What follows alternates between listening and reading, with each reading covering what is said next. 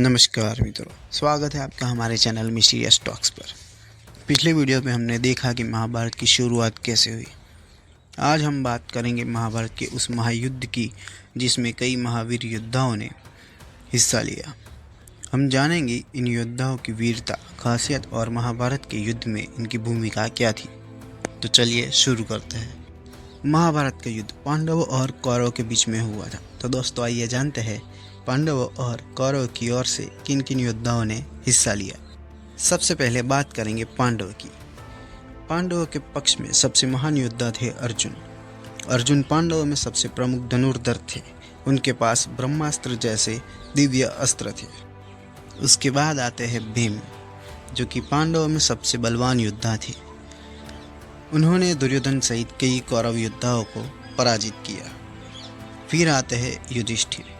युधिष्ठिर पांडवों के सबसे बड़े भाई थे और धर्मराज के नाम से जाने जाते थे। युद्ध में नैतिकता और धर्म का पालन करने के लिए वे प्रसिद्ध थे। उसके बाद आते हैं नकुल और सहदेव। नकुल अश्वशास्त्र में प्रवीण थे, जबकि सहदेव ज्ञान और युद्ध नीति में प्रवीण थे। फिर आता है भगवान श्री कृष्ण। कृष्ण भगवान पांडवों के मित्र और मार्गदर्शक थे।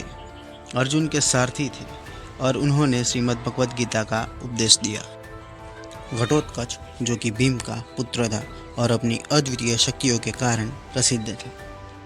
अभिमन्यु, जो कि अर्जुन का पुत्र था और अभिमन्यु चक्रव्यूह को तोड़ने की कला जानता था। शिखंडी, जो कि द्रौपदी का भाई था और उसने भीष्म पितामह को रणभूमि में पराजित किया। युत्सु, जो कि धृतराष्ट्र का पुत्र और कौरव का भाई था, फिर भी वो पांडव की ओर से लड़ा था।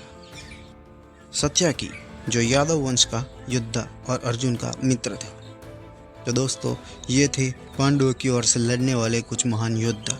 अब बात करेंगे कौरव की ओर से लड़ने वाले योद्धाओं की। कौरवों में सबसे पहले आता है दुर्योधन। दुर्योधन कौरवों का नेता था। वह महान गदा युद्ध में प्रवीण था और भीम का मुख्य प्रतिद्वंदी था।